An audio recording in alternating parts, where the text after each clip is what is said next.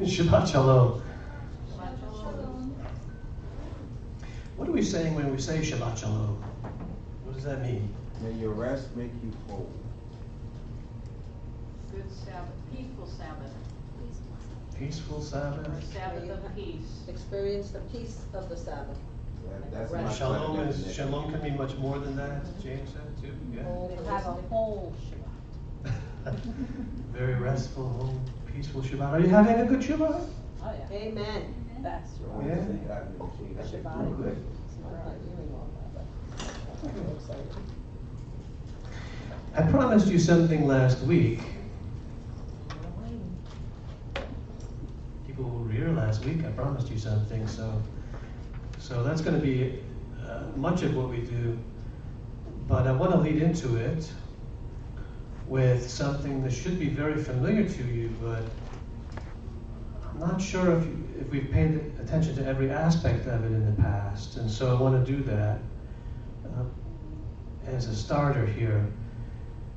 So if you have a Bible, I hope you have a Bible with you, I mean. So let's go to Matthew. You know Matthew, yeah? Matthew, yes. So let's go to Matthew 28, and we're going to go right down to the bottom, to the end of 28, to a passage we all know and love, right?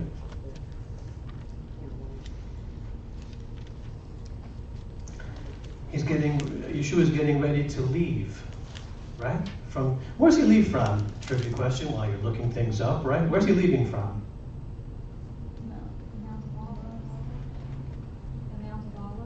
The Mount of Olives, yes. Where's he coming back to? The Mount of Olives. Mhm. Where is the Mount of Olives? Jerusalem? It's not Utah. It's not Yerushalayim? Atlanta. Yerushalayim, yep. Not Springfield. It's good. Not Rome. Or Mecca. Not Mecca, no. Yerushalayim. Okay, so is everyone there? We're going to look down. I guess we could start verse 16. So the 11, talmidim. Why are there 11? Yehuda's dead. Somebody died, right? He Son of committed perdition. suicide there. So those 11 went to the hill in the Galilee where Yeshua had told them to go. When they saw him, they prostrated themselves before him, but some hesitated. What does it mean to prostrate before someone? What does that mean? Bow, Bow. face down. Bow, face down. Like lay down, face down on the ground. Yeah. Why would they be doing that? Worship. Scared. Kind of makes a statement, right? Side tangent here for a moment. So some people today, might surprise some of us, but some people today, say that they didn't believe he was divine, that Yeshua, they don't believe that the disciples thought he was divine, and they don't find proof of that in the scripture.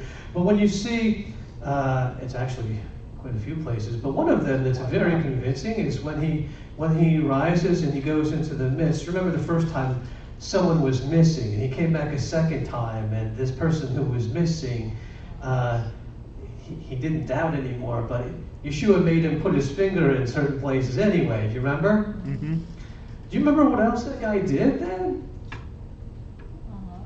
After that, he said, "My Lord and my God." And that's right in the text. It's very easy to find if you're curious. Okay, so back to this text. They prostrated themselves before him, but some hesitated. Yeshua came and talked with them. He said, "All authority in heaven and on earth has been given to me." How much authority in heaven and on earth? All. Therefore, because he has all authority, go and make people from all nations. What's the word nations there? What do you think? Is probably, in Hebrew would be goyim. Goyim. Yeah. So what else could that mean? Gentiles. Gentiles. People from all Gentiles wouldn't make sense contextually though here, right? So all nations into talmidim. Disciples. What is this? Right? The translation might say disciples. What does talmidim mean? What is a talmid really? It's a taught one, like a taught person. I'm hearing different things. A taught person? A taught person. Person who's taught. A student? Disciple. Disciple? Student that emulates his teacher. A student that tries to emulate. A student that tries to emulate the teacher. You don't just get head knowledge from the person you're following, but you try to emulate their life. Learn it. Right? You know what? Some definitions you look, it's a scholarly student, right? Who is also trying to emulate the teacher. Mm-hmm. So all of that together. So to make them into talmidim. So what does that imply then that these talmidim would be doing when you're doing this with them? Make them talmidim. They should be doing what?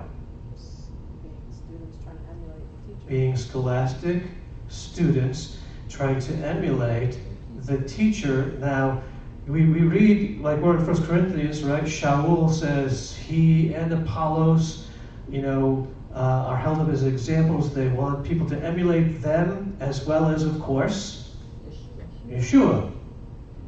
Right? Okay?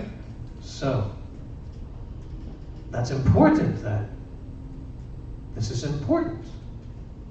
They should be emulating Yeshua and emulating the people that they're learning from. Immersing them into the reality of the Father, the Son, and this is important in the Greek. Some people struggle with an idea. Our word Trinity, for example, didn't come until Jerome in the Latin version and whatnot.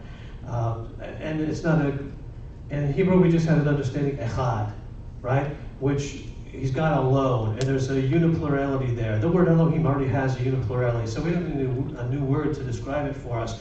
But in the Greek, it's very clear here what's going on, and that's the only copy we have, into the reality of the Father. And you know that the there, just like in Hebrew, there's a definite article in the Greek as well. The Father, how many is that? One. The Son, and it doesn't say and His Spirit or a Spirit or something. It says the Ruach HaKodesh. Do you see? And that's not a bad translation when it says that. It's in the Greek, just so you know, if that helps anyone. And teaching them, who are we talking about again? Because I went on so many tangents. Teaching those talmidim, who are from where? The nations to do what? To obey. Because some people stop before this. And teaching them to obey everything that I have commanded you. That I have commanded you. That I have commanded you. And who is he again? Yeshua. And is he divine? Is he Yes, part is divine. of Elohim, which is, and Elohim is Echad? It's a uniplurality? Okay, we're going to talk a lot more about that particular part next week, right? And remember, it says, I will be with you always, yes, even until the end of the age. But we can have a little hint of this, everything I've commanded you. We have maybe some little hints, I suppose, right? Did Yeshua come to abolish the Torah? No. Is the Torah in the Brit Hadashah? Yes. Yes. And are we in the Brit Hadashah? Can. Are you Yes. sure? Yes. Okay. 'Cause All right. you're not in there, then you're not And did in he there. say, after he said, I didn't come to abolish, don't even think, by the way, it's very strong in the Greek how he puts this, don't even think that I came to abolish the Torah. And he goes on there with not even the smallest letter, not even the smallest piece of a letter, a stroke would disappear from the Torah until everything, till heaven and earth are complete and fulfilled. And is everything, that's a question too, is everything fulfilled? No. Is Yeshua coming back one day? Yes. Okay, has that been fulfilled yet then? No. Okay. You could probably go through your Bible and find quite a few things that are signs of his coming, that have partially maybe been fulfilled or have not yet been fulfilled, right? But everything will be fulfilled at some point in the future. Okay, so, but I want to focus on this part about going to the Talmud, to all the goyim, all the nations. So there's an idea that there's Jewish or Gentile, and the word in Hebrew we have goy and goyim, right? But is goy, a single goy, can Israel be considered a goy? A nation? No. Well, a nation, yeah. Nation. Yeah. Yeah. And the scripture sometimes calls Israel A nation. a goy, a nation. Mhm. Not the nation. Okay? So when they're supposed to go to all nations, does that mean all nations except for Israel? No. Because there are people out there who believe that the Brit Chadashah, the New Covenant, is not for Israel. Many Jewish people, for example, right? That teach that. And also some pastors That believe it's not for Israel. There's something called dual covenant theology. You familiar with dual covenant? The Jewish people have their covenant, and we have our covenant, and we should just leave. I almost think it came about as a form of apology for all the years of persecution, and they just don't want anyone to be messing with the Jewish people anymore. Just leave them alone. But there's a problem with that. Who is the new covenant made with? Do you remember? House of The Israel. house of Israel and the house of Judah. So we can't have this dual, it doesn't make sense, this dual covenant, because the new covenant is made with the house of Israel and the house of Judah. Gentiles are what? What's the descriptive term? Grafted in. And grafted into what? The house of faith, which is the commonwealth of Israel. Israel. So it doesn't make sense. It doesn't make sense to say that it's not for Israel. Are you with me? Mm-hmm. Okay. And therefore, what are we supposed to do? As part of what we just read in Matthew 28, they're also a nation. We're also supposed to go to Israel. I don't mean travel to Israel. I'm just saying we're supposed to go to the people of Israel. Well, we can do that, though. My wife looks kind of upset there. We can go to Israel, I'm just saying. All right. And so we have to, we can't ignore the Jewish people when it comes to this message that we have. All right? A lot of people have written off Israel. Many in the early centuries, after there was a certain council where it said things like, let's get rid of all things Jewish, and a little before for some people, people started to write off the Jewish people, and a theology emerged. There's a replacement theology, that sort of thing. But there was also an idea that the only reason that the Jewish people are still on the earth is as an example of what a cursed people looks like, of people who won't come to God. And that theology prevailed. It was the majority view by far for many centuries. And that's a problem when you look at the scriptures. It's also a problem if you're supposed to be loving your neighbor as yourself. Are we all on the same page so far? Amen. Yes. Okay. So with that in mind, now we'll start doing what I promised last week. I'll start with this, same slide here. We're going to start looking at answering some objections to a new covenant. Okay, I have a note here from David Stern, who wrote the Complete Jewish Bible, if you're not familiar with who he is. Not the other Stern, David Stern, right? David Stern. He said this statement, I like the way he says it, maybe I stress a little here and there, but non-Messianic Jews, you do know there are Messianic Jews, obviously, we're here, you're looking at us. Non-Messianic Jews claim that God did not establish a new covenant with Israel through Yeshua. And indeed, they must say this, even though it undermines ecumenical tolerance by attacking the foundation of Christian or Messianic faith. Because otherwise they would have no excuse for not adhering to its terms and accepting Yeshua as the Messiah. Do you understand what I just said? Uh-oh. One more time. It sounds like to So- me, David, Mr. Stern made it clear that they have to deny the New Testament, basically, the restored covenant. I'm going to read again. Non-Messianic Jews claim that God did not establish a new covenant with Israel through Yeshua. Good so far? Yeah. We don't agree with it, but we're good so. Okay? And indeed, they have to say that. They must say that. Why? Because, and there's a note in there, even though we're in this age of ecumenical tolerance, we have to be tolerant towards other religions in our time, right?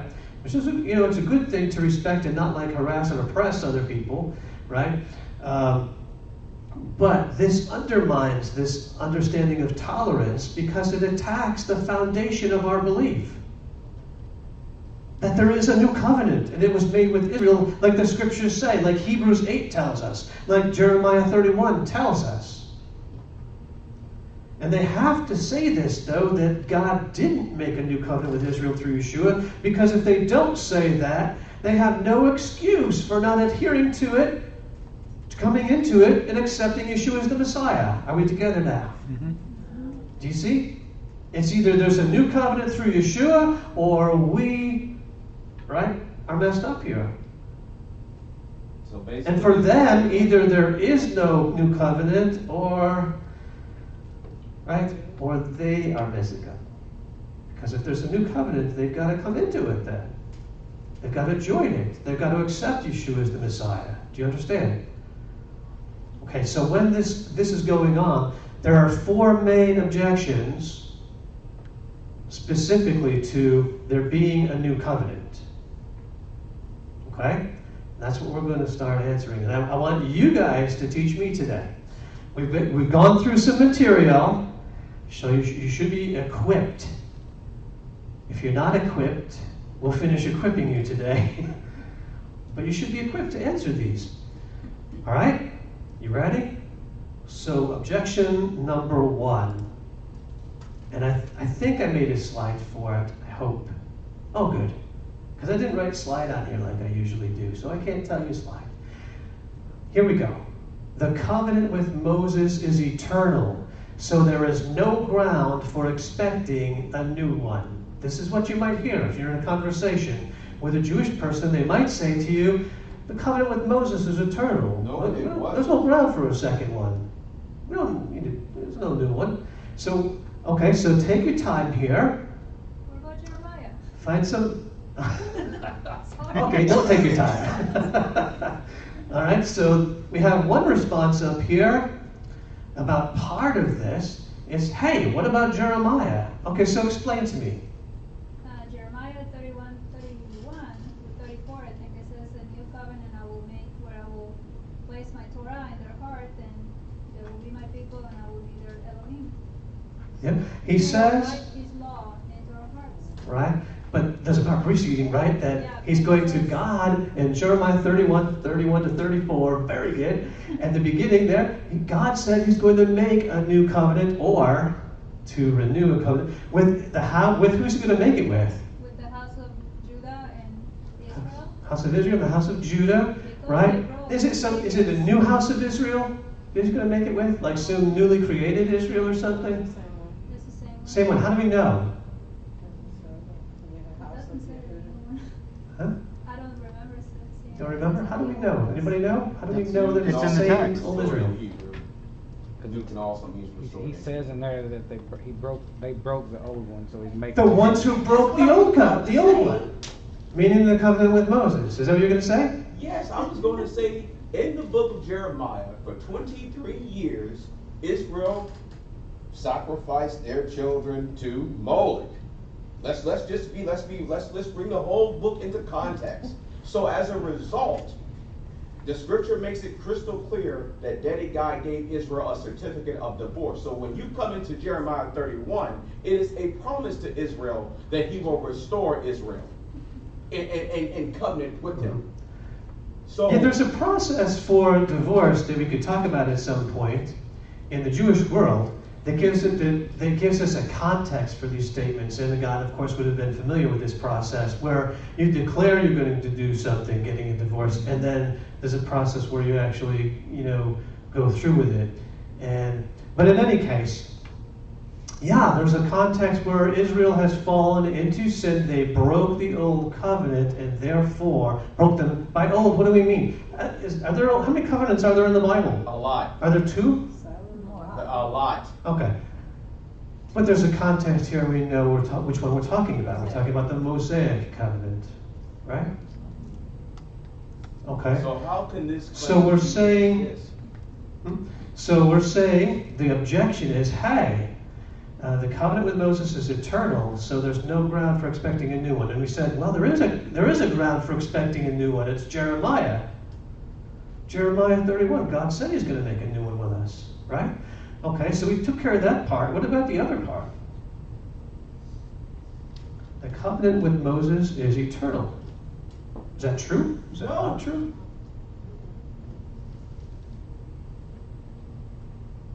Well, I think it's true, but. But It's my more of like question a is, how can this revised thing covenant. exist when they broke the Mosaic covenant? It's crystal clear in Deuteronomy and Leviticus and Exodus. Do not sacrifice your children to Moloch.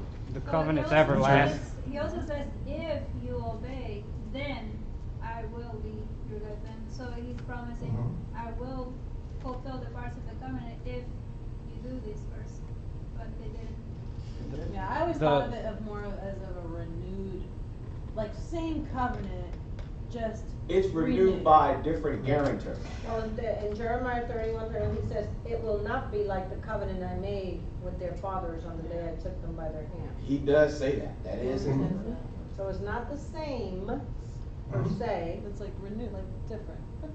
Same. I say Let me enhance. ask you a question. Are you ready? I say enhance. Is anybody even struggling with this, or do you think you all know the answer? I can learn more about Now the you got answer. me nervous now. Did God make a covenant with Abraham? Yes. Yes. Yes. Okay. Did God then later make a covenant with Moses? Yes. Yes. When God made the covenant with Moses, and both of them are called eternal, they're eternal covenants. Okay. When God made the eternal covenant with Moses, did he cancel the former covenant, which was eternal, with Abraham? No, it was before Moses. It was an add-on. It was- continuous. Yes. Interesting. I like how she said that. Addendums. Interesting. Do you understand where I'm going? Yes. Yes. Okay. So yeah, we can have an eternal covenant, but with Abraham, for example, and then another covenant comes along, and we need to be in that new covenant. The objection doesn't stand in any way, at any point. Makes sense. You understand? But we need to understand some things as well in our minds. And we need to present those ideas correctly from the scripture, right? Let's move on to objection number 2. Who needs a new covenant? What you called the old one is good enough for me. Okay? James is very upset. Okay, James? The reason why you need a new covenant, like I said in Jeremiah, Daddy God said, I issued Israel a certificate of divorce, which means now you must have a redeemer, someone to bring you back into a covenant. Moses is dead. Okay. If you come at someone in an angry way I like didn't that, mean to. you're not gonna. I didn't mean to. It's not. You're not gonna have towards you. any. I'm just saying this. The objection. Okay, but that's what you need to be makes sense. thinking about. You're responding to a person who's saying this. You need to respond logically to the objection with a logical argument, right? It's a love. So how do we do that? Logic and love. It's the love part I like. I'm working. What do we do? Working on it. What do we say about this? Who needs a new What covenant? what kind of an argument is this? I just don't want to do I it. don't know, it sounds like, yeah. I just don't want to do it. I don't want to be obedient. What's it based on? It's Opinion, personal. Feelings. Feelings. Right. It's just based on feelings, right? There's no argument. Should we reject a new covenant based on feelings? No. Should we reject any covenant based on how we feel about it? If God decides to establish a new covenant with us, what should we do? I We say should do that. agree with God. Go with it. we have to realize whatever God does, it's for our benefit. For the benefit, in this case, who is he making with the house of Israel? It's for the benefit of the Jewish people, not to hurt them. Does that make sense? And welcome whatever God offers. Are you with me? Mm-hmm. That's what do you see where I'm going? How we did that? So that it's, hey, this is not something you should reject. You don't go with feelings about this. You need to look at it objectively. You need to say, hey, if it's really God making a new covenant, then it's not it doesn't matter how you feel about it. You've got to join with God or be against God. Those are the only two choices.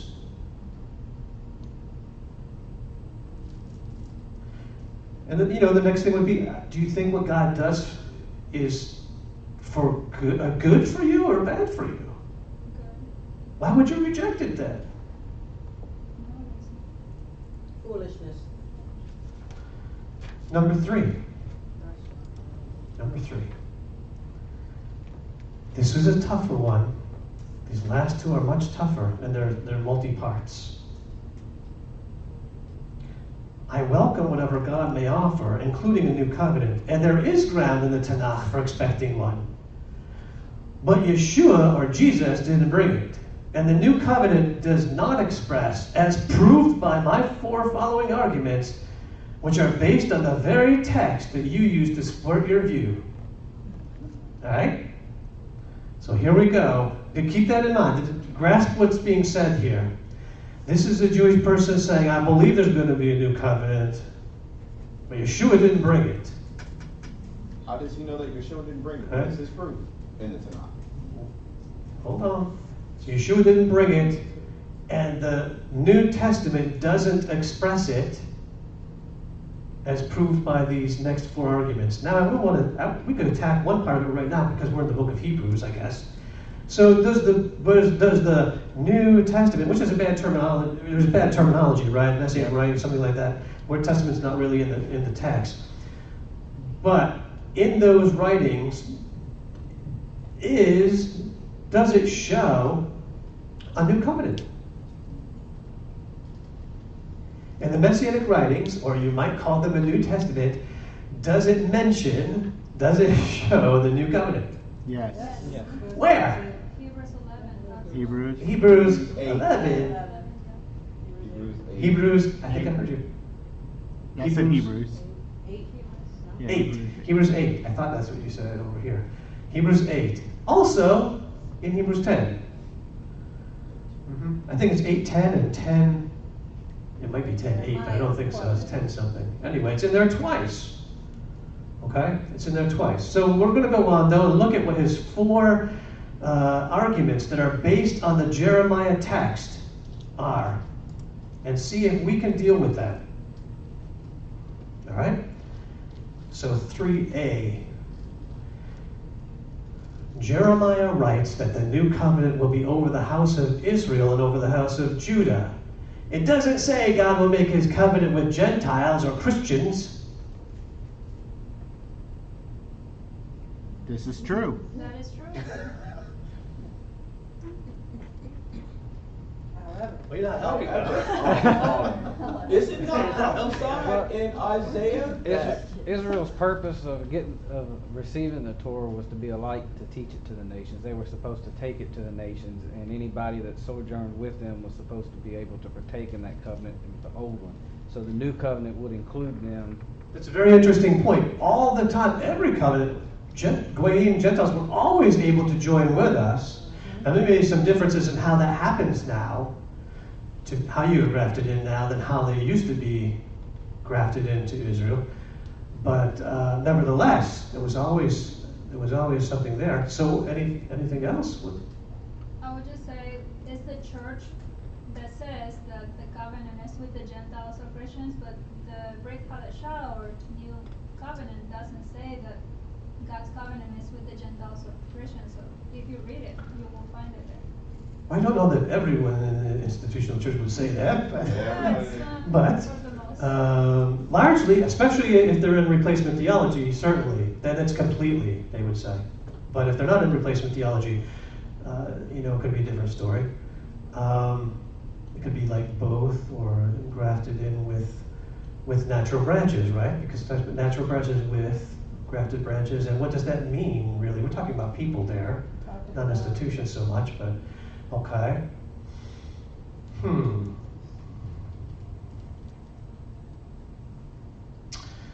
When Yeshua inaugurated this new covenant, where was he?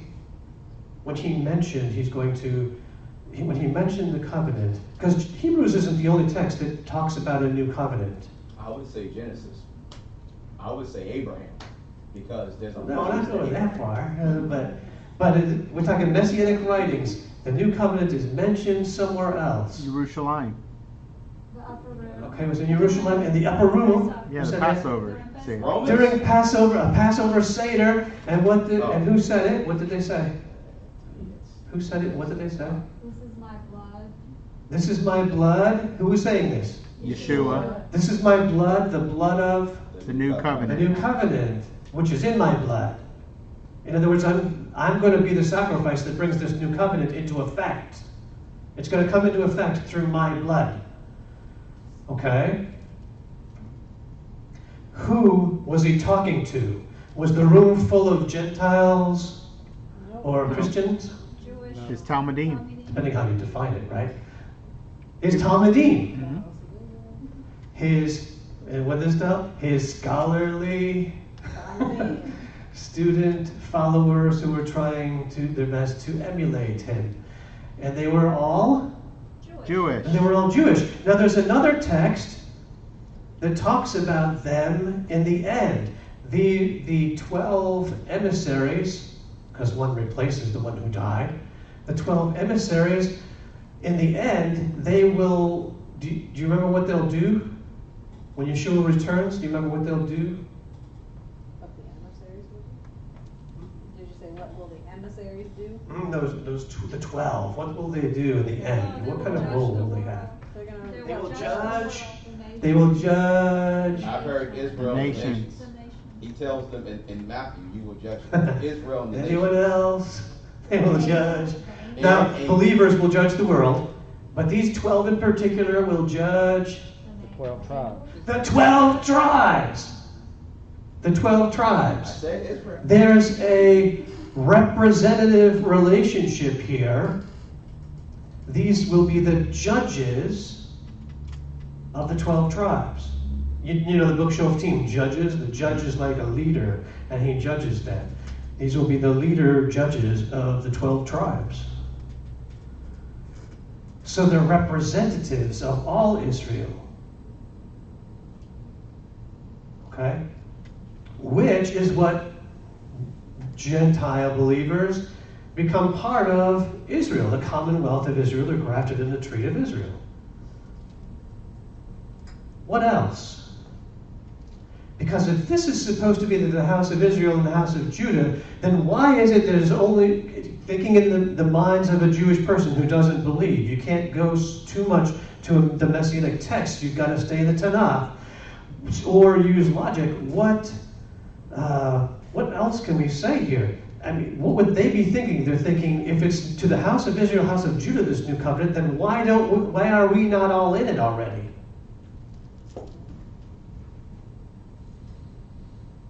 Do you understand? I mean, you need to deal with the argument, but first of all, at least understand. Do you understand what the thought process is there then? I'm missing.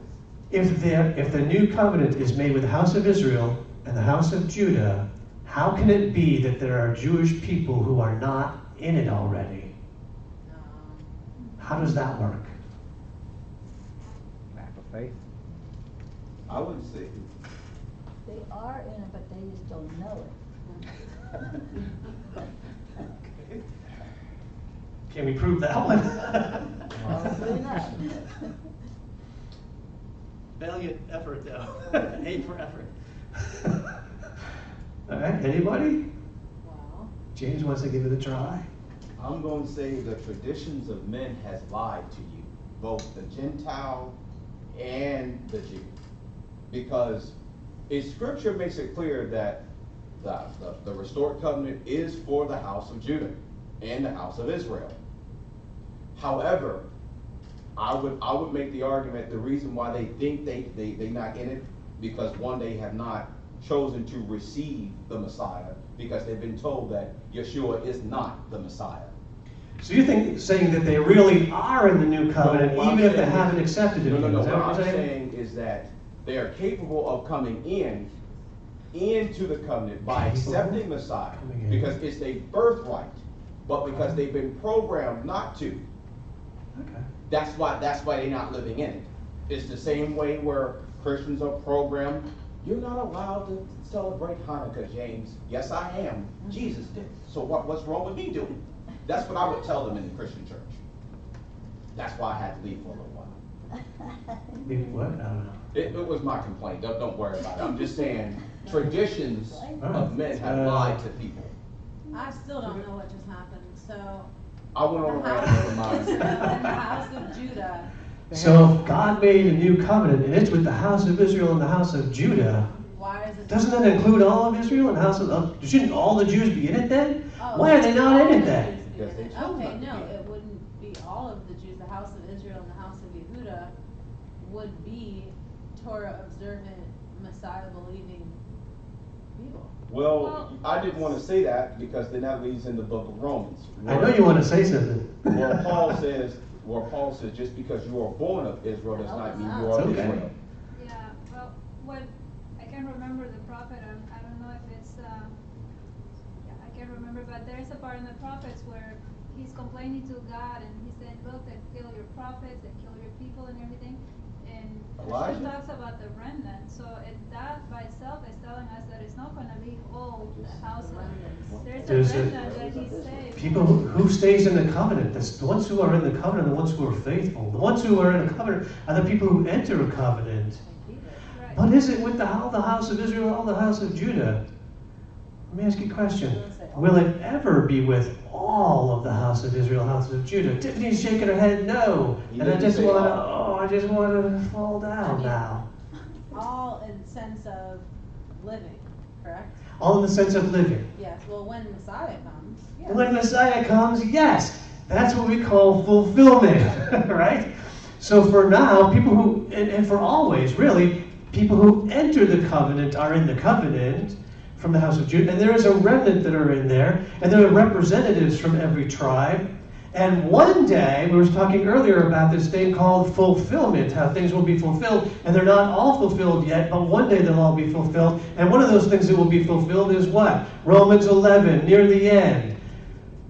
All of Israel shall be saved. All Israel will be saved. It says, along with this tree of faith thing, right, with the natural branches and others grafted in, and a lot of branches broken off and laid down around the tree, you're not supposed to boast against them, Gentiles. Why?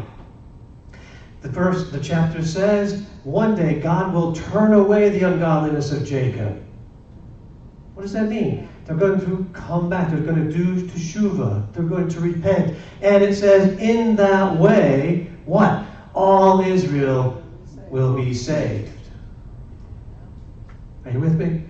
And that would mean all of Israel and all of Judah at that point would be in there, all who are still alive. But a covenant is for whoever's faithful, whoever enters the covenant. Right? Yeah.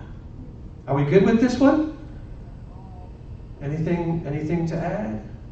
Do you think this is do you think this is sound? Do you have trouble with it? Did you have more? Anybody? You have to enter the covenant, so Your Jesus conditions. said, I am the way, the truth, and the life. No man enters the covenant but by me. So Jew or Gentile doesn't make any difference. You can't be part of the new covenant until you participate in the conditions. Except conditions. But what you're saying is that Scripture says, in the end of time, that it is possible for all of the house of Israel and the house of Yehuda to be saved, because in those last days, the Jews, the majority of Torah observant Jews that I know of are still waiting for Messiah. So if they're still waiting for Messiah and they're alive when Messiah comes, they're going to know that that's Messiah, and then they're going to fall on their face, like Scripture says, repent. That's what the text says everywhere. Not just in Romans, it says it in the Tanakh.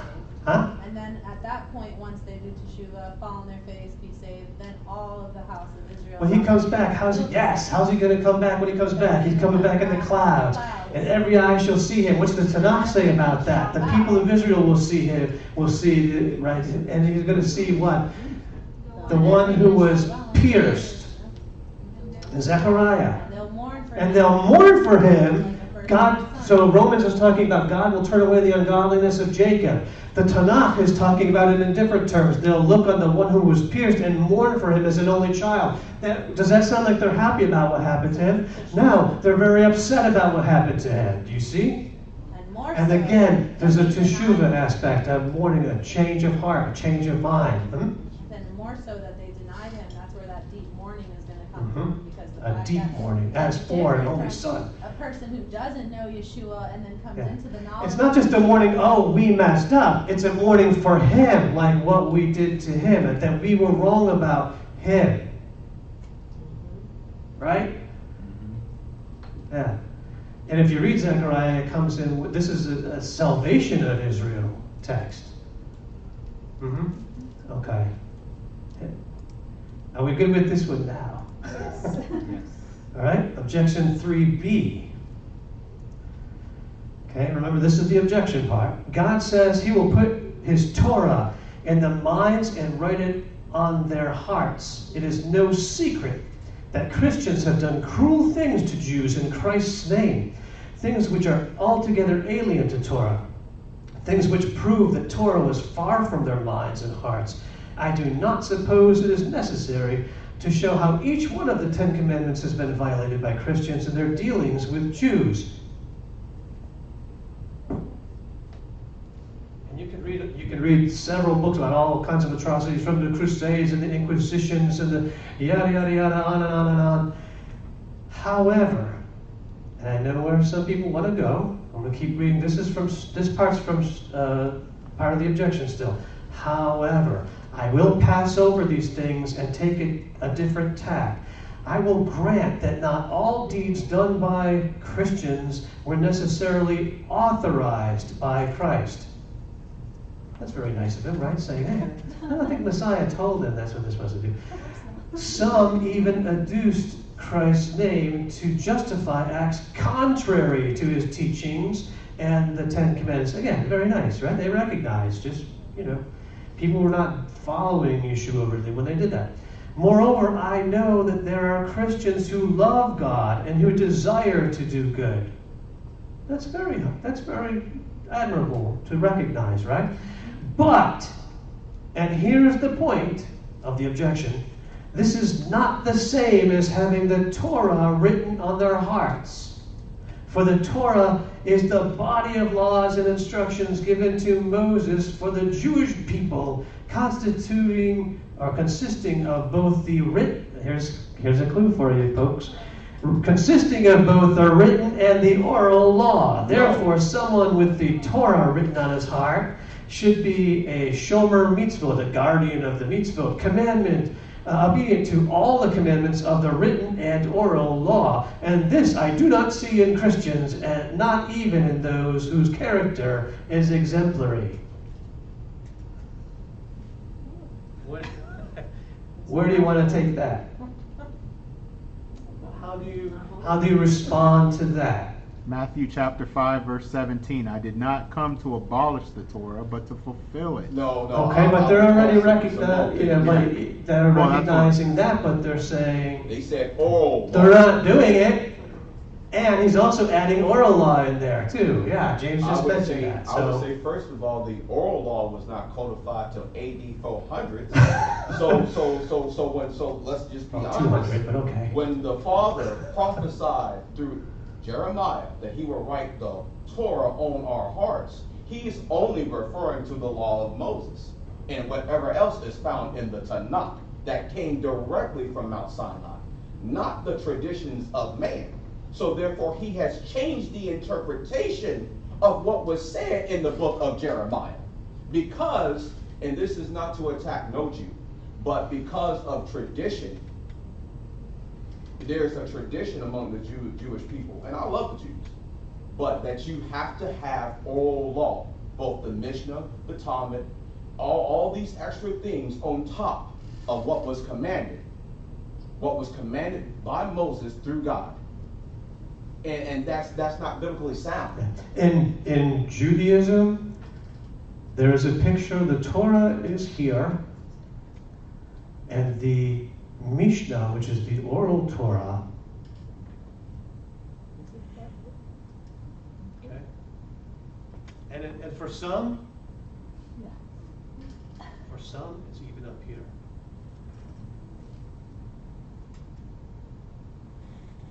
Okay. Don't get me wrong, Christians got traditions too that I don't like at all. That I want out of Christians. That's not how every single person, of course, looks at it. But that's more of an official stance, would be that those two are equal now, that the oral Torah is equal with the written Torah. And but scholars will tell you, even in the Jewish world, the oral Torah was, a lot of people that are mentioned in there weren't even alive yet, and of course not even close to being alive yet in the days of Moses, right? And it was written down in 200. It was obviously written down from what was already there. But how old is it? You have to look at how old those people are that said those things. They were not around, not even close to Moses' time frame. It's ridiculous that we would claim such a thing, they would say. John, I do have a sincere But some still do anyway. Why do you have a lot of believing rabbis today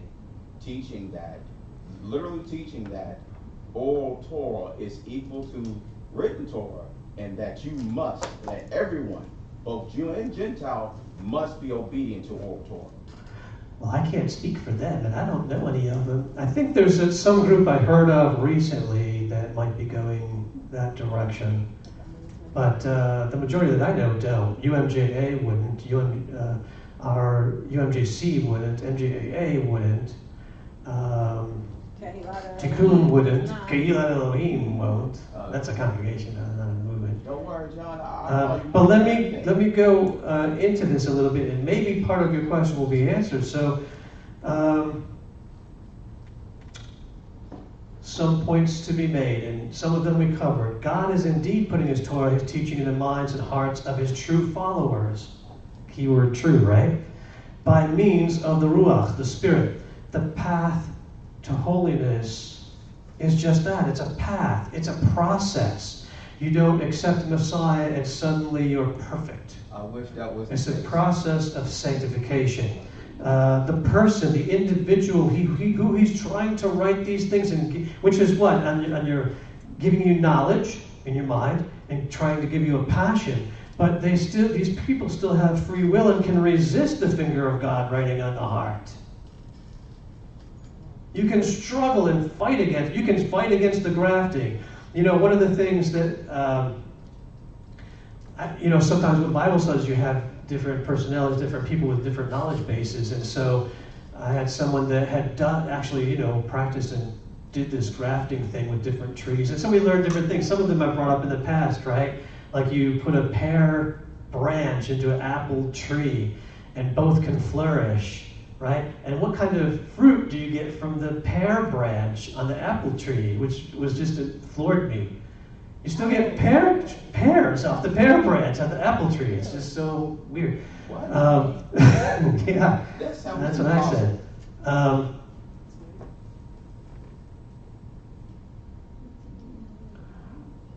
But one of the other lessons is that sometimes you have a branch that rejects the grafting. Sometimes you have a branch that rejects the grafting for whatever reason. What happens to those branches, do you think? Oh, they die. burn out. They die. They thrown into eternal fire with gnashing and weeping of teeth. We're not talking about scripture, we're talking actually grafting a tree here. Well, they don't produce And fruit. the branch dies. But it's a good implication. That's where we're headed. There's a parallel there. Oh, John, I'm There's sorry. a parallel there. There are some people who would actually hate Israel enough that they would, right? What is hate about? Is that something a believer should have? Like hate your neighbor? Is that the command? I don't think so. The only thing a believer should hate is sin, bitch. They reject the grafting. People still have free will. Some who've acted against Jews have actually been, and I know Devorah has been dying to say that, she held herself back, they're not really believers. I heard her say this before. They're not really believers, kind of thing, when you hear stuff like that, right? Okay. And even if they're not, do you know what? A lot of they still call themselves believers, or by whatever label, Christian or whatever. I call it repentant. Do you understand? And so in the eyes of the Jewish people that they're persecuting and burning to death on a stake, what are they in their minds? Do you see? Mm-hmm.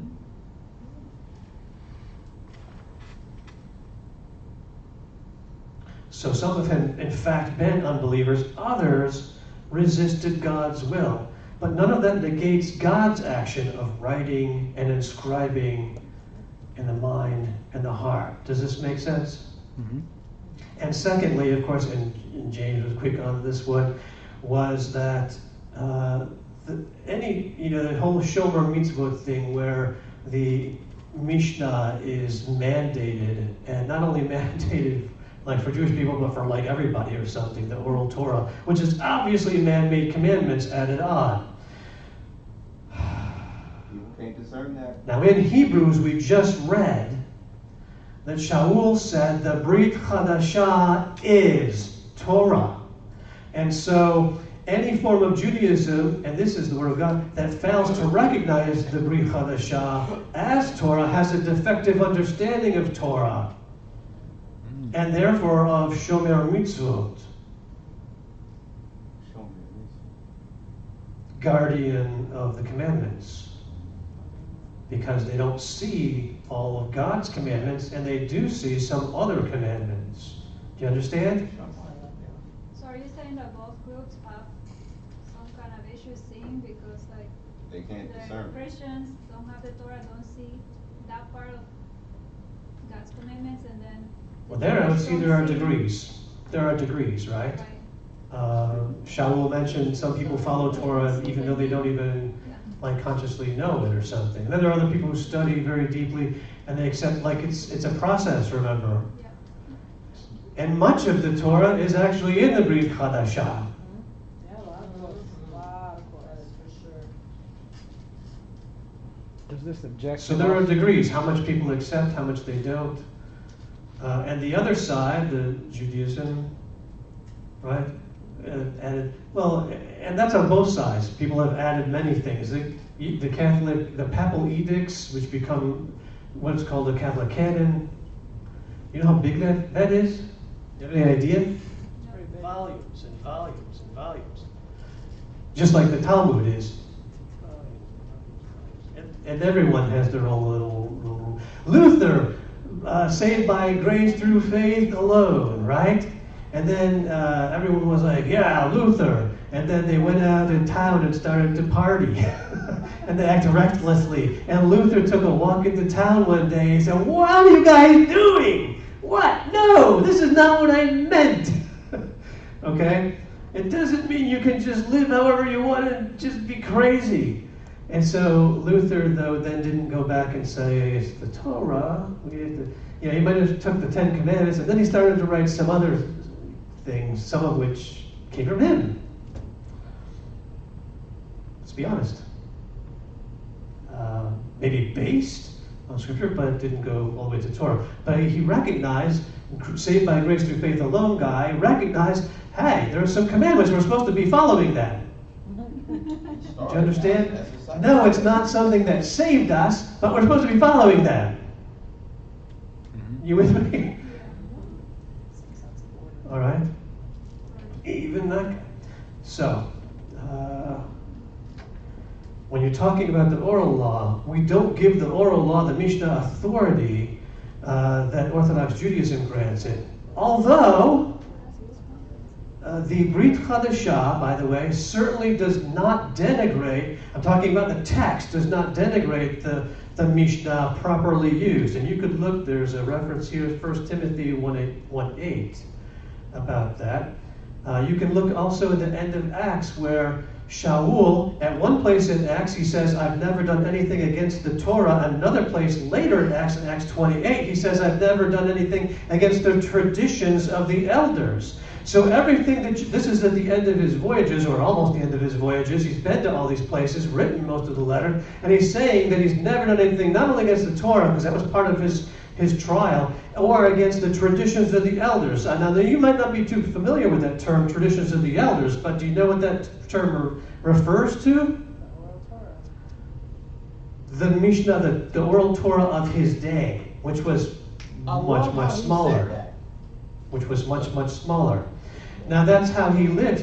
That doesn't mean he's telling other people to do it. But the Brit Chadashah doesn't denigrate the oral Torah properly used, what was there originally, and what parts do not conflict with Scripture, which is really a good deal. Okay? So there's no reason why a Messianic Jew might not choose to be a Shomer Mitzvot, in a sense that it would include obedience to much of the oral Torah, not all.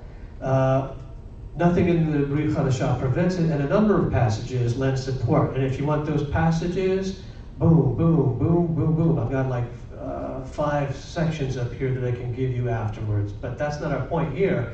Our point here is hitting the objection. The objections. Okay? Is it about what I just said we don't want to hit right now? Yeah, I got Well, some, then- I just have some comment about it. The Jewish historian Hiram Gritz, he states in one of his books that the elderly priestly traditions, that the Pharisees basically done away with those, and they only taught the traditions from that moment period on in time that they agreed with, which means we have Jewish historians stating that oral tradition has changed, and that was in Yeshua's day. Matthew 23. that's all I want to state. I think I just said that. Yeah. That it had changed quite a bit. Most of it was added later. But that doesn't mean that all of it's evil. I didn't say that. I didn't say that. For example, the teaching of, right, and that's the point. So you could still follow Yeshua, you can still follow the law, and if you want, but don't hold the Mishnah up to a level where you consider it to be Torah. If you want to follow extra stuff in there from the Mishnah, wonderful. If it doesn't conflict with the Scripture, but don't think of it as something that's earning you salvation. Don't think of it as being equal to the Torah. Does this objection also include the part where it says you won't have to teach anybody because everybody will always know God? It's within that same context. We're not even hitting that one yet. But we're getting there. Matthew 23:3. That's what just made me think of Matthew 23:3, when Yeshua was telling them to do whatever the elders said, but don't do as they do because they don't act the way they talk. Yeah. Now, much of that, you could construe that as being their judgments. And the judgments are much of what we're talking about with the oral law of that day. That doesn't mean do anything they tell you to do, but it's talking about, and largely this also has to do, this is like that seat of Moses thing. It's not that there's a special like throne in the synagogue. We've excavated different synagogues from that day. And this was largely what was thought, is that there used to be a special seat where and whatever they said you had to do, and that sort of thing. But they were the judges. They were, like when you read about the elders of a city, when you had a case and you went to the elders of the city, like in the book of Ruth, you went to the gate and that's where the elders were, and they would decide cases. You with me? And largely in Yeshua's day, in the first century, these elders, these are the Perushim. These are the people who were, like the rabbis, who were writing this stuff. And they're the ones that were there judging cases. So if you had a civil case, you went to the gates of the city to have a judgment made. They're the ones making the judgment. Do what they say when they make the judgment.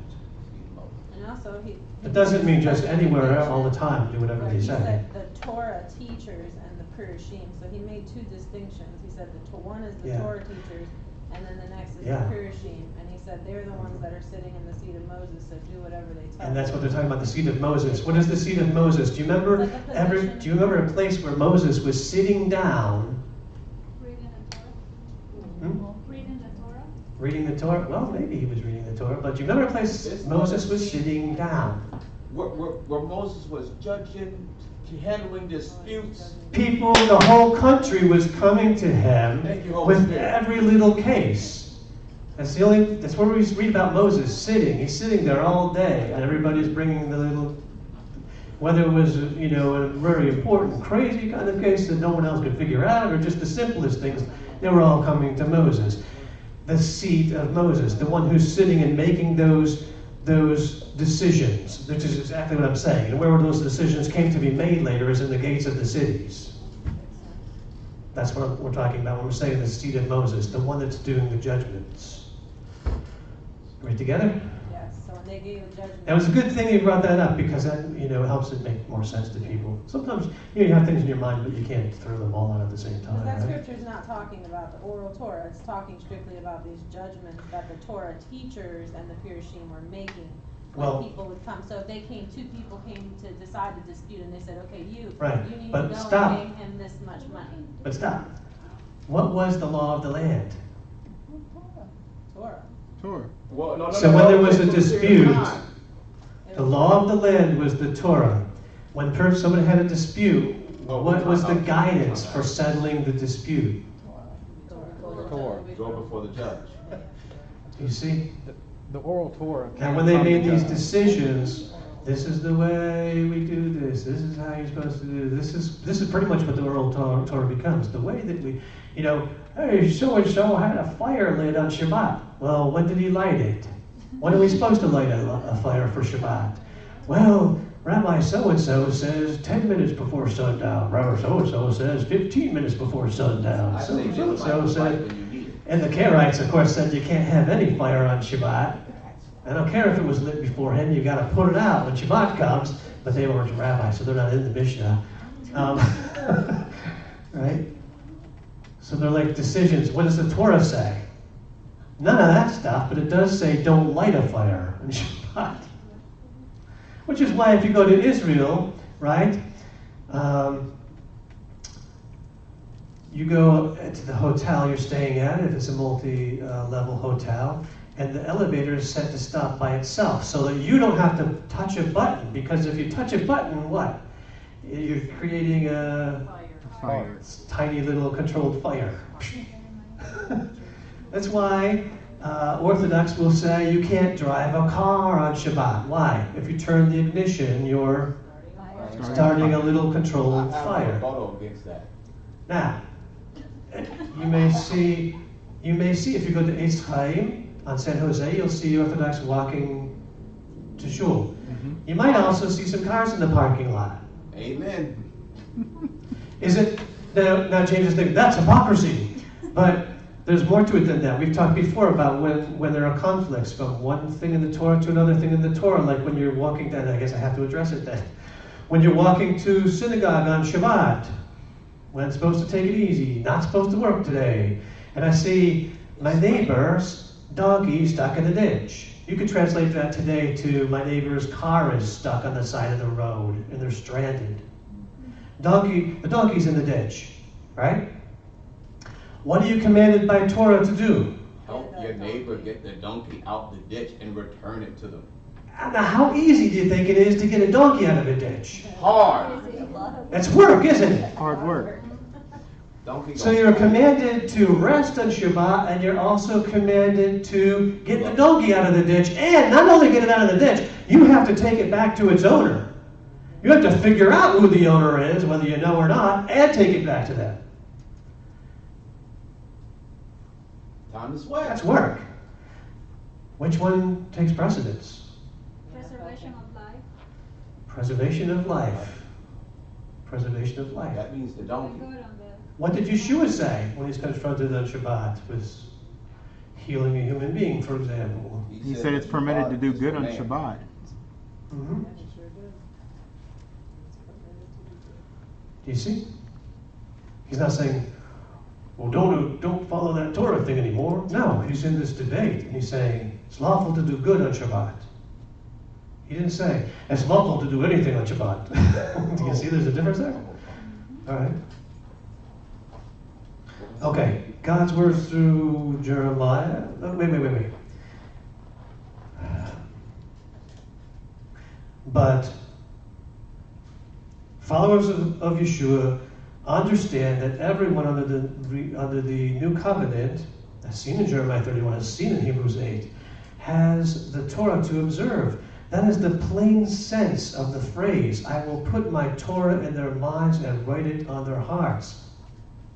And it's not some new Torah, different from the Old Testament Torah, the Tanakh Torah. It's the one and only Torah understood in the spirit of the Messiah, as upheld by the Messiah. Galatians 6:2, 1 Corinthians 9:21. Now some in Christian theology, many actually, all too often try to escape or water down the plain sense of what's said there. So what is required is very little, usually a vague sensitivity to God's will. I'm reading how David Stern here. A vague sort of sensitivity to God's will that becomes impossible to pin down. Have you felt that way before sometimes? What? What's the question? I'm sorry.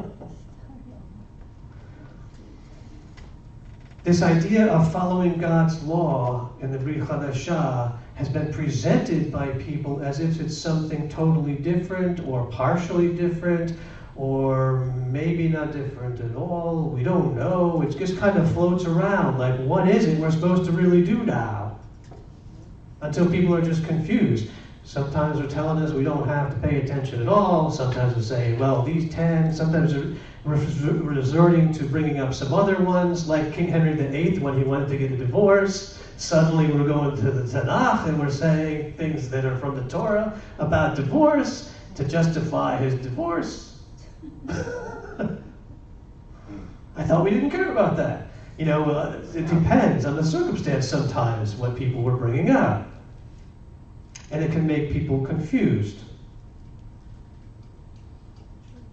Not infrequently, the motivation for devising theologies that water down this idea that's very plain in the text, that it's Adonai's Torah he's writing in our hearts. The motivation is often to portray or create a separation, believe it or not, spiritual distance and an invidious comparison between the church and the Jews. There's sort of an allergy for some people that I've experienced in the past to using terminology. People that will say, they will acknowledge all of the commandments in the Brit Hadashah, which covers most of the Torah already, but they'll say, where did those come from? Where did those ideas, where did those concepts come from that you're following, that you're reading all about here? They don't want to say the Torah. I mean, they come from the Torah, but they don't want to say the Torah. When Yochanan says, sin is lawlessness, what does he mean? Forsaken Torah.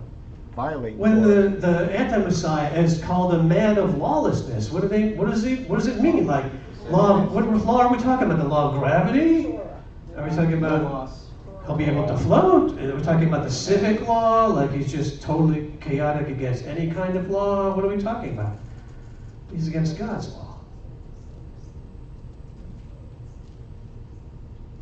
God's words through Jeremiah do not announce the coming of a new law, but of a new principle of keeping the law, the Torah, according to which God forgives the sinner, writes the law in his heart, brings him into a new revelation to himself, and makes himself known to him.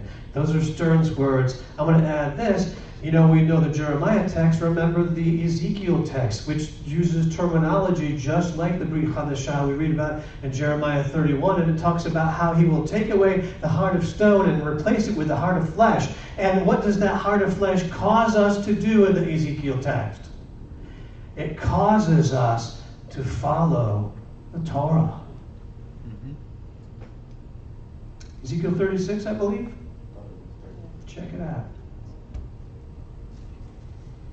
That's what having the Spirit does. That's what the text says it does. So you may go somewhere and they might lay a hand on your forehead and pray really loud and kind of push on your forehead, and you might think, well, maybe the Spirit, it makes me feel good for a while, and it makes me fall down, and Maybe he'll make me do this, make me do that, or giggle hysterically, or whatever. I don't know. Some things can happen, sure. But there's one thing that we know that the Spirit is supposed to do. And that is to cause you to learn to love and to learn to walk in God's ways. That's what the text says. Amen. There's some other things the Spirit does as well. Gift you, enable you to do that. Gift you and enable you to encourage and help other people. Any gifts He gives you are not meant to be hoarded and kept to yourself. Amen. But a primary thing that they do is enable you to live the Torah. And the text continues, and that's our next objection, C. I think they get shorter here. None of them will teach his fellow citizen or his brother, saying, "Know Adonai." If so, if that's what the text says, I didn't even finish reading it But yet. I'm sorry, but I have the answer to the objection. Let me read it first. Yes, sir. None of them will teach his fellow citizen or his brother, saying, "Know Adonai." If so, why do you proselytize us? If it's to the house of Israel and the house of Judah, and we're all in it, then why do you need to proselytize us at all? Moreover, the condition that all will know God remains unfulfilled. What you offer is not what Jeremiah prophesied. Okay, folks, what are you going to do with that? You talk it to a Jewish person who doesn't believe, and this is what they're telling you. Are they right? What do you respond with? How do you deal with this? What do you say? I thought you had an argument there. You're just scratching your wrist. Boy, realize this is some good this training, has been on James. my heart for many years. As I was witnessing to a Jewish person in Arizona late one night, hours and hours and hours. What did I do? I called my husband. I said, "But what did I say? What did I say?" We had no answers, so we want the answers. Guys?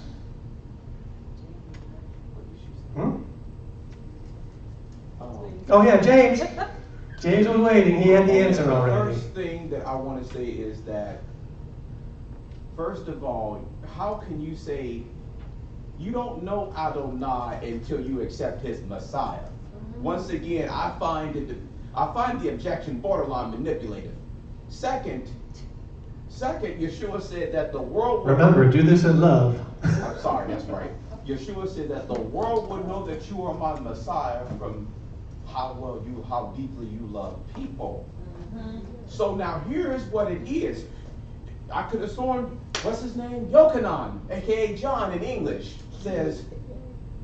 he says, you know that you come to know Messiah from if you keep His commandments. Speaking of which, didn't Yeshua say, if you love me, you will keep my commandments? Which is why I came into the Messianic movement. I realized I needed help keeping the commandments, especially loving my neighbor. So I find it hard. How can you assume that you know Him when you are still rejecting His atonement for you? You do not know Him.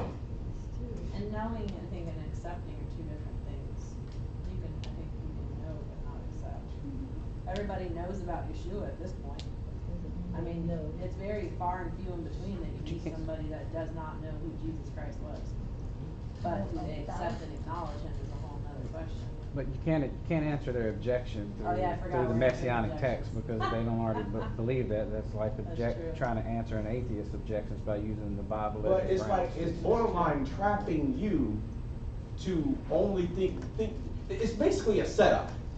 If they're trying to trap you in the argument, where you lose.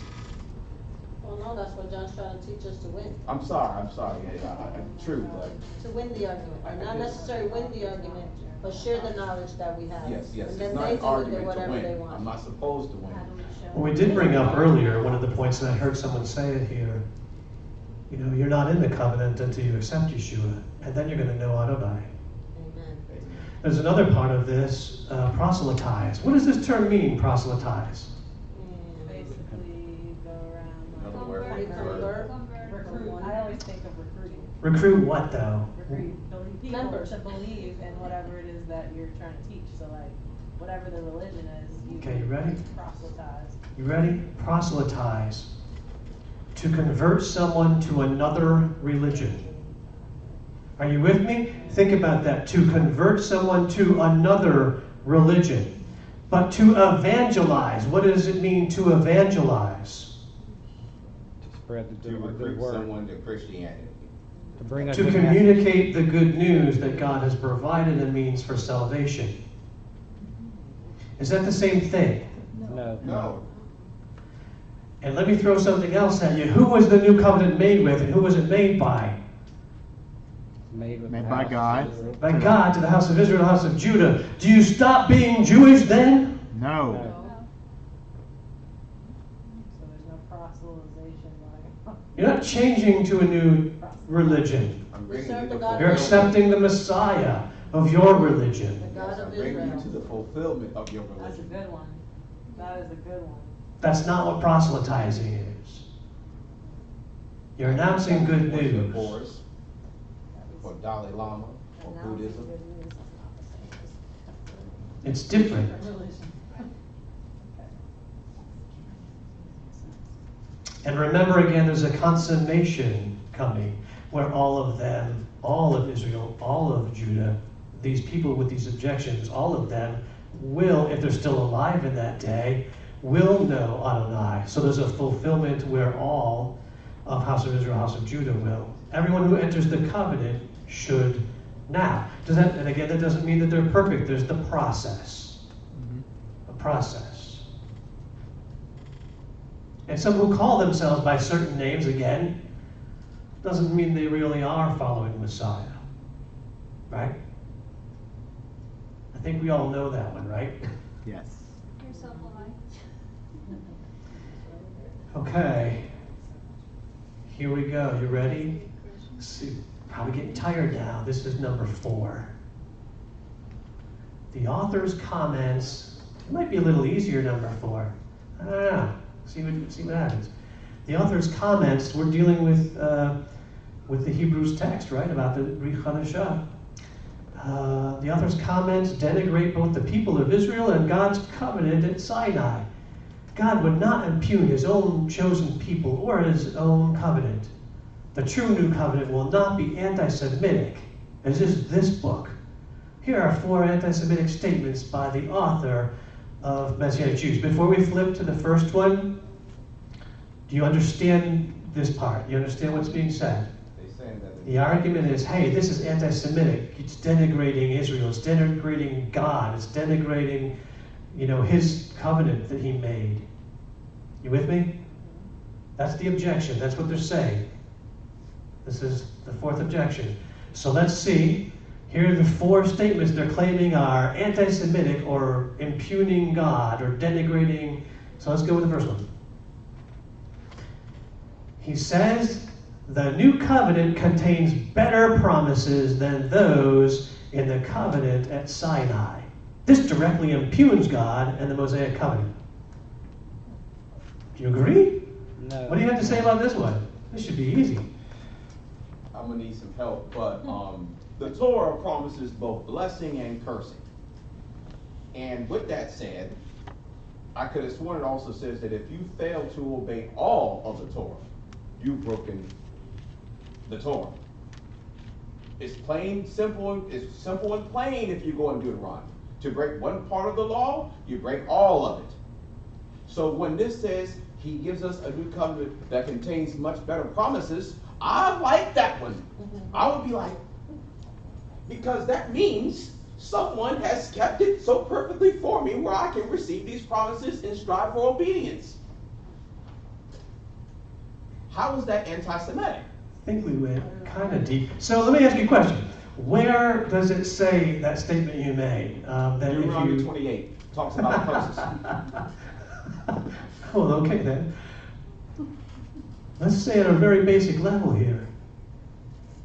He says the new covenant contains better. Remember? That key word? Better promises.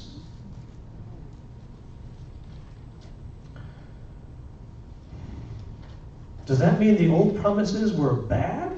And these ones are good? These are enhanced enhanced promises from the top. No, that means, hey, they were great promises. The whole book of Hebrews is like, hey, this was great, but now we have something even better. Hey, this was great. The way the word was given was amazing. It was awesome. But now the Son of God gave us the message directly.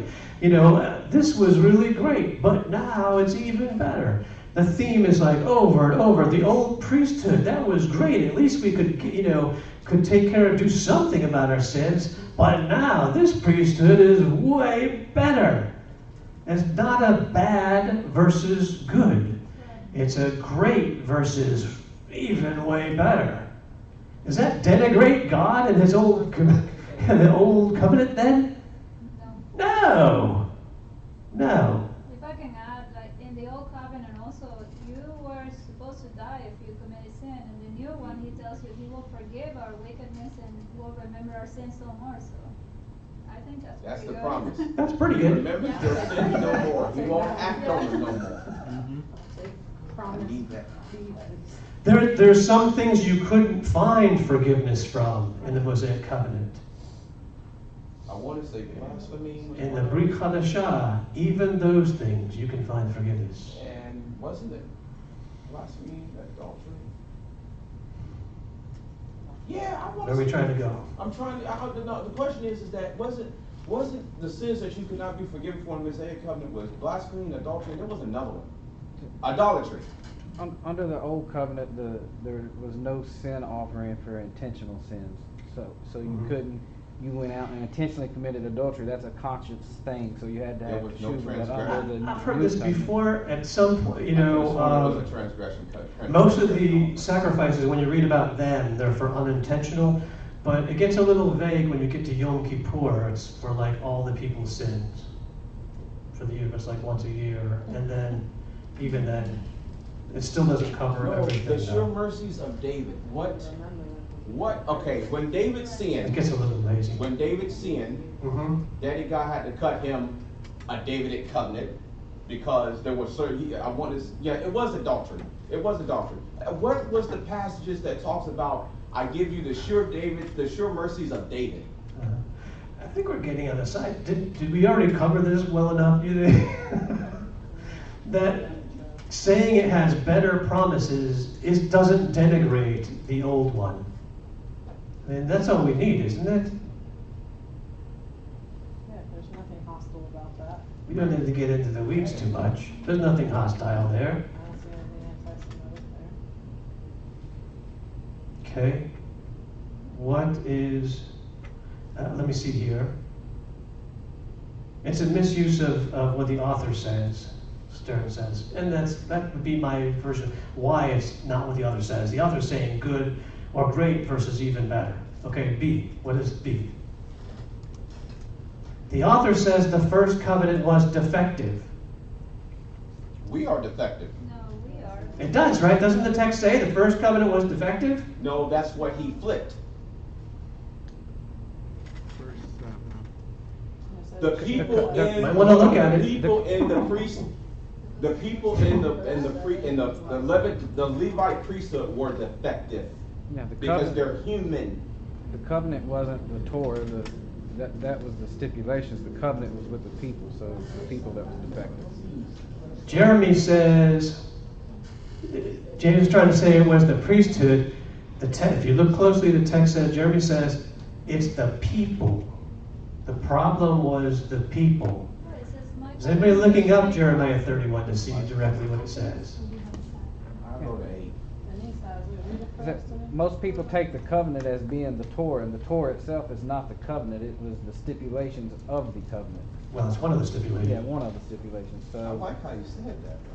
the people were the covenant, and that's what was the Well, they were a party in the Yeah, covenant. yeah. The problem was with the covenant was the people broke it.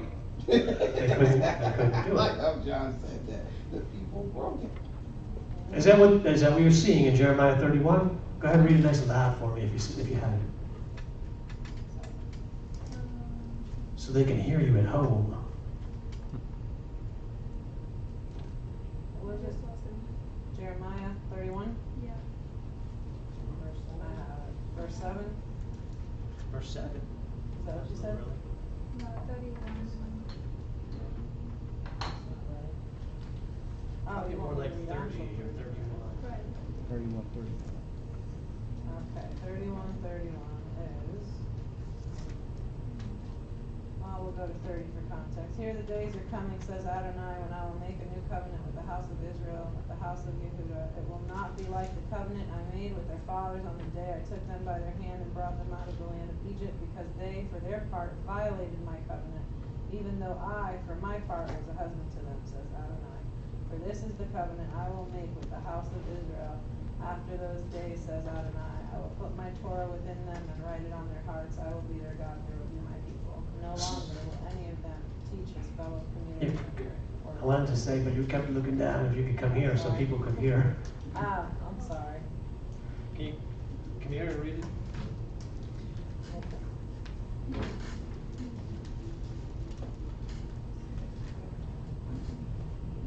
So, from verse 30, here the days are coming, says Adonai, when I will make a new covenant with the house of Israel and with the house of Yehudah. It will not be like the covenant I made with their fathers on the day I took them by their hand and brought them out of the land of Egypt, because they, for their part, violated my covenant, even though I, for my part, was a husband to them, says Adonai. So there are two parties in the covenant. The problem with the covenant, the reason he's making a new covenant, or the reason he's renewing the covenant, terminology would be the same, is why? Because the people, for their part, there are two parties. God didn't do anything wrong. The Torah, the scripture says Torah is perfect. Where's the problem? The people broke it. That's his reason. So, when your Jewish person you're talking to said their objection is, the author says the first covenant was defective. Is that what we just read? No. Wasn't it? Nope. You sure? The covenant was defective because the people broke it. If there's anything defective, it was the people. Exactly. Not the covenant. The covenant would have been fine had the people handled their business. Yeah, eventually we did need something better, but there was nothing wrong with this except that the people couldn't do it, right? They broke it. Right. And is that some new Christian idea? Did we read through the Tanakh and see how all the Jewish people and all the people of Israel were perfect all the time and never sinned, and they kept the covenant perfectly? Is that the story we read? No. No. That's no new idea. That's not something that was created in the Messianic writings by Jewish authors, by the way. Who wrote the Brit Hadashah? Were they Irish people? Who wrote it? Jewish people. With the possible exception of one, right? But he was a doctor, so he's probably, All right, and so let's move on then. That one holds no weight.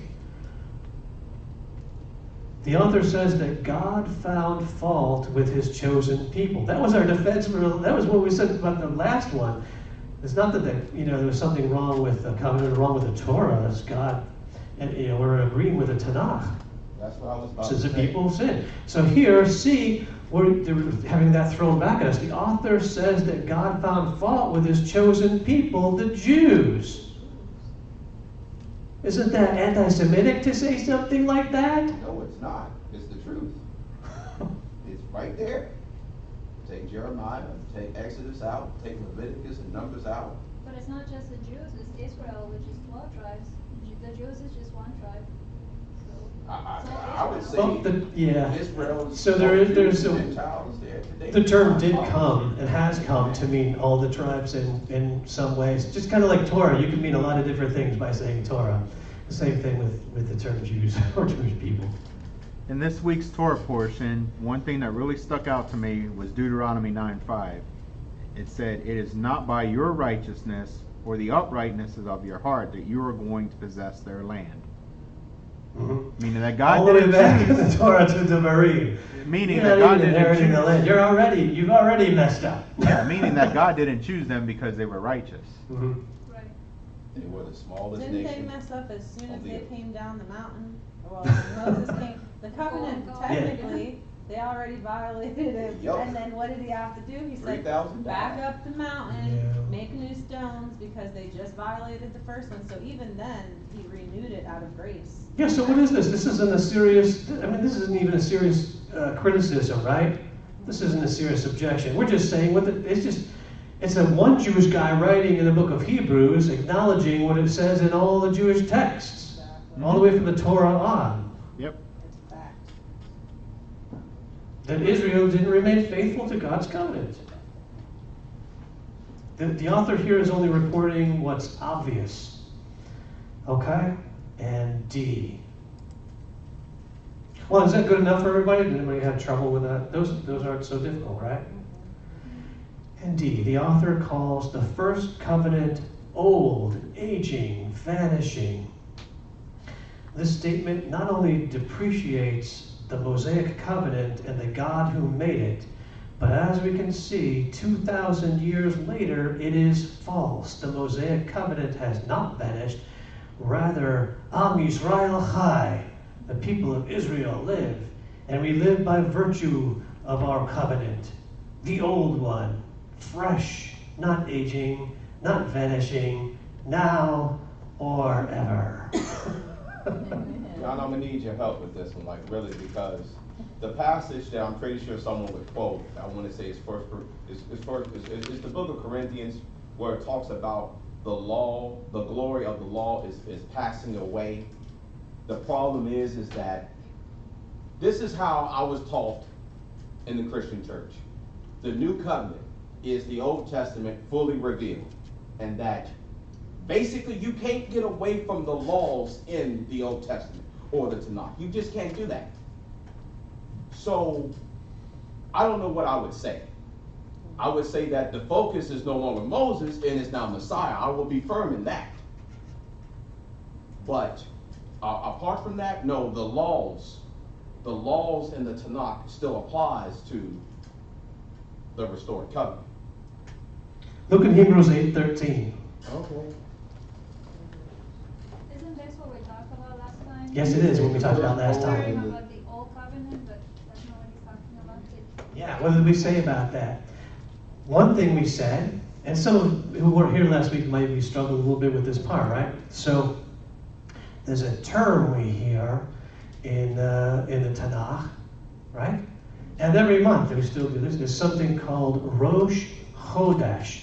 What is Rosh Chodesh? New moon, new month. New moon, new month. Okay?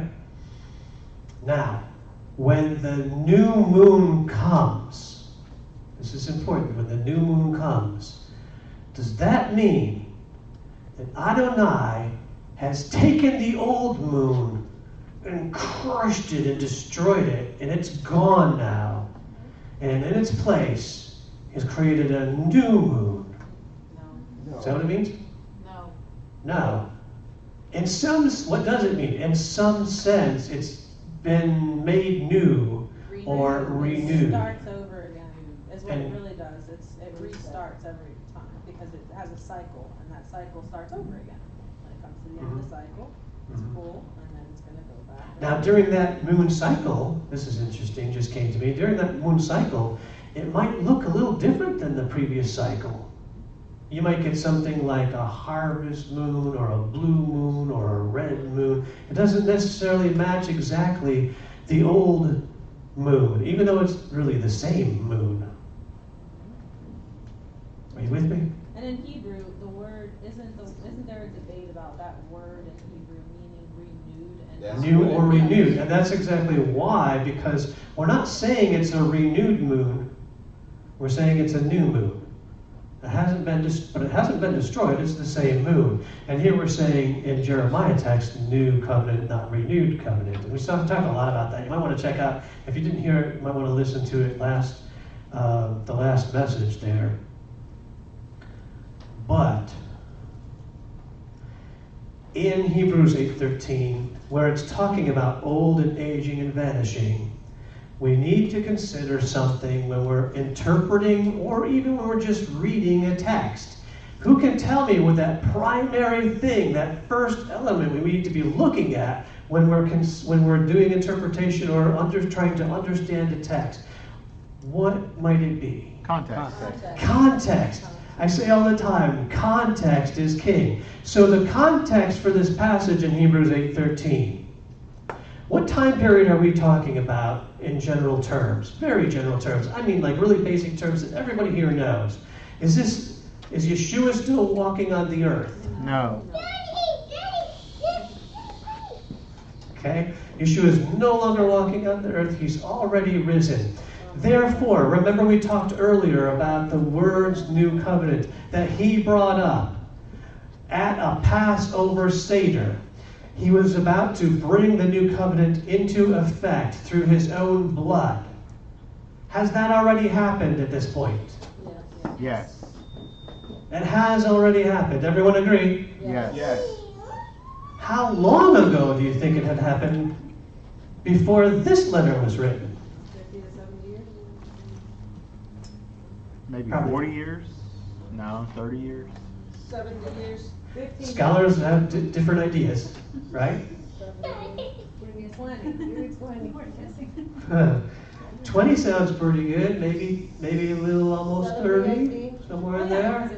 Some would go one way, some another from there. But 20, so decades. It's been decades, folks, since Yeshua had risen. And yet, what did he write? Did he write the first covenant, or the Mosaic covenant, or the old covenant is gone and dead and already vanished? No. What does the verb say? What kind of tense is it in? Vanishing, aging, Oh. still happening. Are you with me? Amen.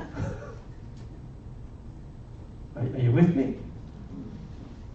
Why might he say that? We talked about this last week, about different reasons he might have said this. So you want to look at that text, and this would come in. It would come in kind of handy here.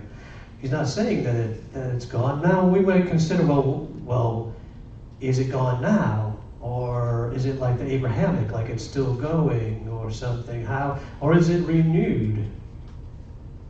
And that's why we can say that the Mosaic is eternal, because other passages say that, and yet it's like also gone at the same time somehow.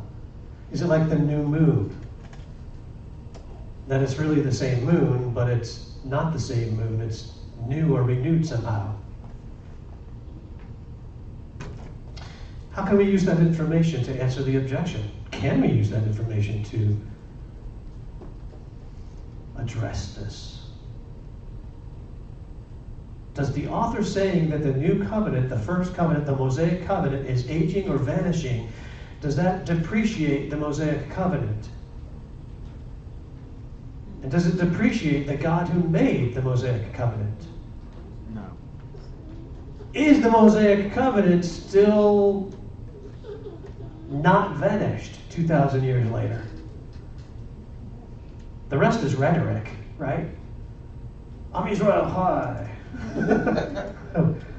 Right? The context of the book of Hebrews is speaking about the world to come. In chapter 9, it goes on to describe Yeshua going into the heavenly holies of holies, or into the holy of holies in the heavens. So, I think, to me, what's referring to is what's vanishing is this world going into the next world when we enter into the holy of holies. And you remember we were talking about this last week. What were we saying last week? There's a context for that passage. There's a context where there's a particular part of Torah that seems to be changing. Priesthood. The priesthood. Yeah. Mm-hmm. That's the context. We're talking about something about the Torah of the Kohanim, the Torah of the priest. Not the Torah as a whole, not the Tzara'at, the Torah of the Tzara'at, the skin diseases, not the Torah, because if you read through the Torah, you see at the end of certain sections says, and this is the Torah of Tzara'at, and this is the Torah of the Kohanim, or this is the Torah of this, right? So the Torah, by saying Torah, you can be talking about a particular section of the Torah, a particular. And so in Hebrews, we're talking about a particular section. We're talking about something that has changed. In the context, that thing is the priesthood. And it has somehow changed because there's what? A new high priest, right? A new high priest, after the order of Melchizedek, who is sitting in the real temple of above. And he's not. And what is the change to Torah in that regard? We still have the Mosaic covenant that was happening right here on earth. You couldn't deny you were looking at it every day with a temple that stood and sacrifices being made and believers going there. Like Shaul, even when he came back from his trips and going and paying for sacrifices to be made at the end of the vow for certain people who had made Nazirite vows. And yet there was a new priesthood that was better, that was already in effect. Are you with me? With a newer, better priesthood. And with that, somehow there was a change in the Torah. Because Yeshua is what? Not descended from Levi. And all the priests in the Mosaic covenant and the Torah and the Mosaic covenant had to be descended from Levi.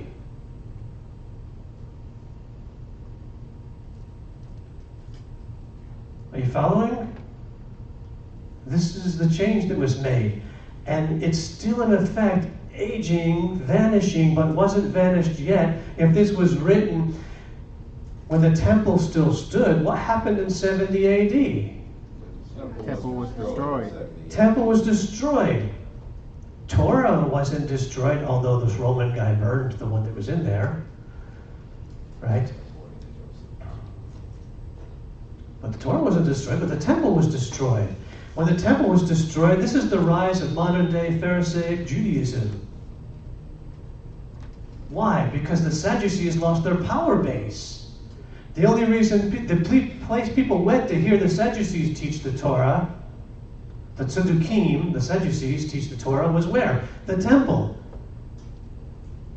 The authority of the Tzedukim, the Sadducees, was at the temple. After 70 AD, there is no temple. You know what the grand place for Kohanim today is in Judaism?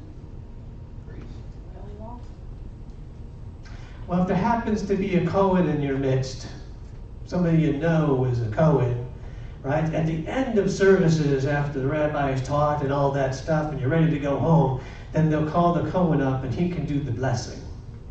Then you go home. Other than that, we don't want to hear from that guy. Why? Because there was animosity between the Perushim and the Tzedukim. Right? But you didn't want to... Anyway, so does that fit the context a little better now? When you keep those things in mind, there's a part of the Torah, part of the covenant that's kind of changing. What is it? It has to do with, in context in that passage, the Kohanim, the priesthood. And it tells us exactly why. And then it says this. Might it be that that's what it's talking about? And if so, and even if not so, is the author calling the new covenant old, aging, vanishing, or being renewed? You know, and we're looking at the passage, and maybe it's just saying it's kind of being renewed in a way. And in many ways it is. There's a way that it's not like the old one, like the old moon that wasn't obliterated. It's kind of like the old covenant, which was not totally maybe obliterated. And that there's a Torah there, and God. But there are some differences, some very important differences. And this one, he goes right inside you, takes out the heart of flesh or heart of stone and gives you a heart of flesh, so that you, which will not only enable you, but will cause you to live by his ways. Ezekiel 36:27. Oh, thank you. You looked it up. Great. Ezekiel 36:27. 26 and 27. Mm-hmm. And if you look around that passage, you'll see terminology that's very similar to Jeremiah 31. And there's a reason for that. Two different prophets talking about the Brit Chadashah. He just doesn't use the term Brit Chadashah right there. Okay, so does that passage, though, denigrate or depreciate the Mosaic covenant then? No, and it will also be contradicting Yeshua's words when he says, until heaven and earth pass away, not a jot will pass from the law. Yeah, but that's not going to help you with this guy. Yeah. Yeah, right. it's kind of, for this one, it's kind of, this is maybe the toughest one because it's a matter of perspective for the person that you're talking to. Do you know what I mean? That's going to be probably their toughest one. That's when you pray for the Ruach Hadash too. I mean, Something that if that's the only thing that's left, I mean, it doesn't make sense. All the other ones are gone, and this is, it's not really depreciated. It's a part of the story. As a matter of fact, though you might bring up, and I don't remember, maybe somebody here can help me out with this.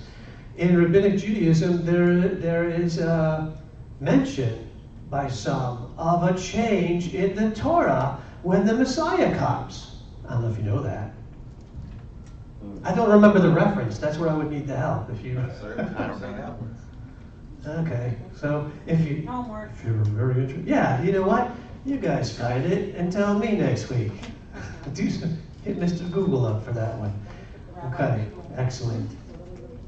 So that being the case, and it is the case, and some of you out there know that you can be Googling it right now at home. When you find that, you're going to see in Judaism, in Rabbinic Judaism, the Torah is said to change when Messiah comes in some kind of way. But it's a mystery. It's kind of a mystery. So is this, which agrees with what they're saying, is said, does that depreciate the Mosaic covenant then? Absolutely not. There you go. It actually supports it. As I find a lot of things in Yeah. parallels. Okay, I know this was long. The 4 objections, and some of them, you look so tired. I'm sorry. Some of them had 4 parts to them, right? But do you think this was, doing something like this was worthwhile? Absolutely. Absolutely. Is something we're supposed to do as a leader, what is something we're supposed to do as leaders is to equip you. And to equip you to do what? Just to live your own life? To just share and disciple. To equip you to do the things you're supposed to do. And one of the things you're supposed to do is go share the good news. And some of the people you're supposed to share the good news with are Jewish. This is sort of a recap, right? We're circling back. So you need to know how to do that. When you come up to some tough questions, you have to be able to deal with that. So I hope you were taking notes. Well, there's always the video, right? All right. Okay. Well, that's all I have for you this week then. Sorry. What time is it? Whoa! 5:49. I'm sorry. Go ahead. Stop this recording. We need the blessing and get these people out of here.